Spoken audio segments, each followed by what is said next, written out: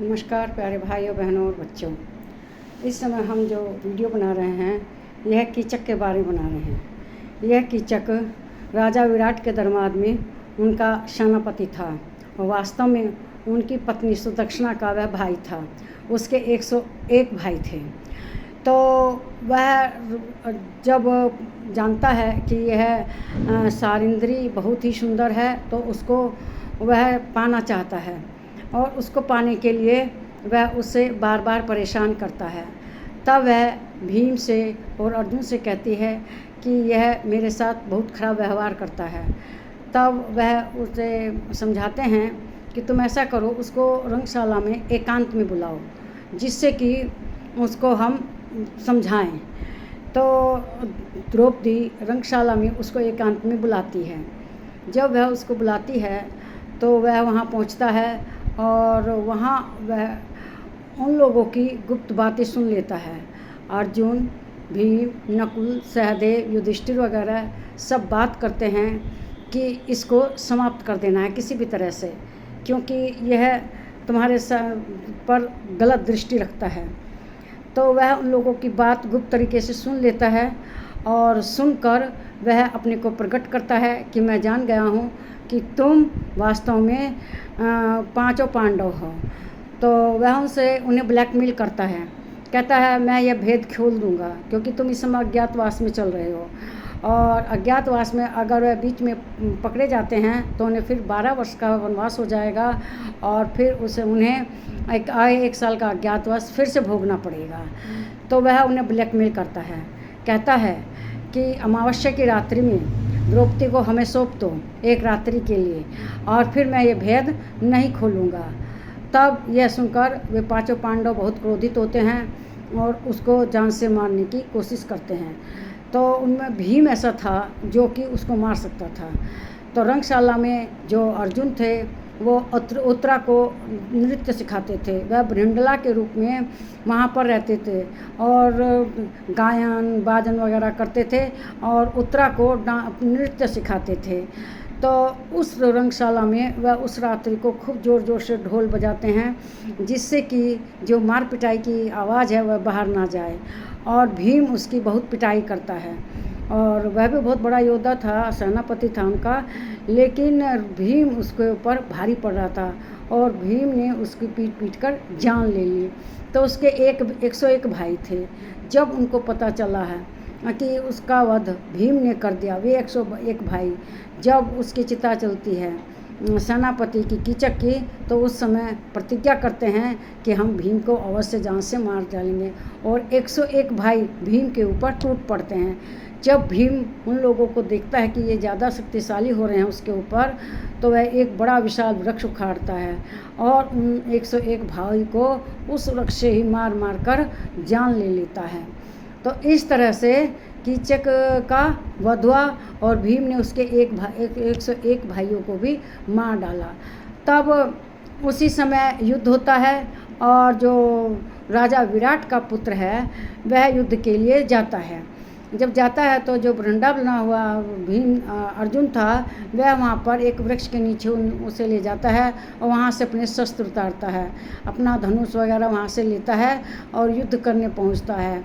वहाँ पर वे दुर्योधन की सेना विराट के राजा की सेना से युद्ध करती है और युद्ध में अर्जुन जो था उसने अपना विशाल पराक्रम दिखाया, लेकिन वे अर्जुन को पहचान जाते हैं और ये भी जान जाते हैं कि भीम ने ही कीचक का वध किया है, क्योंकि वे जानते हैं कि कीचक का वध मात्र 6 व्यक्ति कर सकते हैं। वे 6 व्यक्ति कौन हैं? भीष्म पितामह, द्रोणाचार्य, बलराम, भीम, दुर्योधन और कर्ण। जब ये सब वही हैं तो आखिर कीचक को मारा किसने? तो वे अनुमान लगा लेते हैं कि निश्चय ही भीम ने मारा है। और जो अर्जुन वहाँ पर भृंडला के रूप में गया था और युद्ध कर रहा था, तो वे पहचान जाते हैं कि ये जो तीर आ रहे हैं ये किसी नपुंसक पुरुष भृंडला के नहीं बल्कि ये अर्जुन के हैं।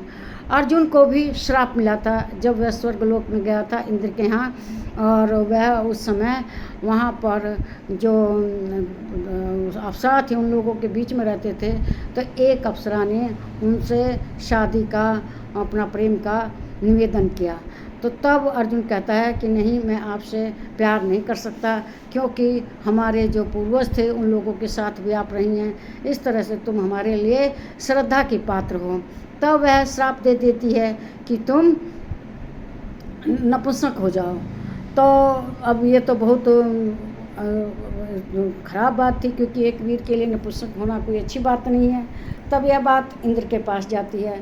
तो इंद्र उस अप्सरा से कहते हैं कि तुम अपना श्राप वापस ले लो और अर्जुन को श्राप मुक्त करो।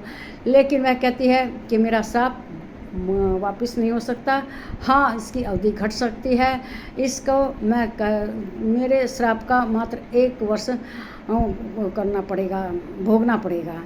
तब अर्जुन जब 12 वर्ष का वनवास समाप्त कर लेते हैं, वे 1 साल के अज्ञातवास में थे और भेष बदल कर राजा विराट के दरबार में रहते थे। जो भीम थे वो उनके राजा के पास कंटक रहते थे, जुआ वगैरह खेलते थे, और जो भीम थे वो रसोइया था, वो खाना बनाता था, और अर्जुन थे वो ब्रंडला के रूप में रहते थे। उसी समय वह नपुंसक 1 वर्ष तक रहे, जो अज्ञातवास था। और नकुल सहदेव जो घोड़े और गाय की सेवा किया करते थे, उस अस्तबल और गौशाला की देखरेख करते थे। इस तरह से ये पांचों राजा विराट के राज्य में कार्य किया करते थे। और जो ये द्रौपदी थी, ये रानी सुदक्षिणा का श्रृंगार वगैरह करती थी, उसकी दासी थी, और ये शैलेंद्री नाम से रहा करती थी। तो युद्ध जब जीत जाते हैं तो जो राजा हैं वे कहते हैं उत्तरा की शादी अर्जुन से करने के लिए। तो अर्जुन कहता है मैं इनका गुरु हूँ, मैंने इनको नृत्य सिखाया है, मैं ऐसा पाप नहीं कर सकता कि उत्तरा से शादी करूँ। हाँ, मेरा पुत्र जो अभिमन्यु है उसके साथ इनकी शादी हो सकती है। तब उनकी शादी निश्चित होती है, उनकी शादी भी संपन्न होती है। और इधर जब भेद खुल जाता है कि ये लोग 5 पांडव है और ये द्रौपदी है, तब वे कहते हैं कि अब कहते हैं कि हमने अज्ञातवास तोड़ दिया, दुर्योधन वगैरह।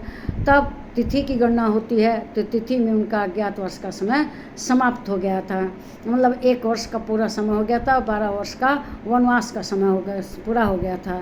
तब यह निश्चित होता है कि अब इनको राज्य सौंपना पड़ेगा। क्यों? क्योंकि इन्होंने अपना अज्ञातवास पूरा कर लिया अच्छी तरह से। तो जब यह होता है तो कहते हैं कि हम श्री कृष्ण भगवान भेजते हैं संदेश कि तुम राज्य इनका नहीं लौटा सकते, हस्तिनापुर नहीं दे सकते, चाहे इंद्रप्रस्थ नहीं दे सकते, तो 5 गांव दे दो। तो अर्जुन को चाहे जो संदेश लेके जाता है उससे कहलवा देता है कि 5 गांव क्या, मैं एक सुई की नोक के बराबर भी भूमि नहीं दूंगा। इस तरह से युद्ध ठन जाता है। इस वीडियो को लाइक कीजिए, शेयर कीजिए, इस पर कमेंट कीजिए, मेरे चैनल को सब्सक्राइब कीजिए। नमस्कार मेरे प्यारे भाइयों, बहनों और बच्चों।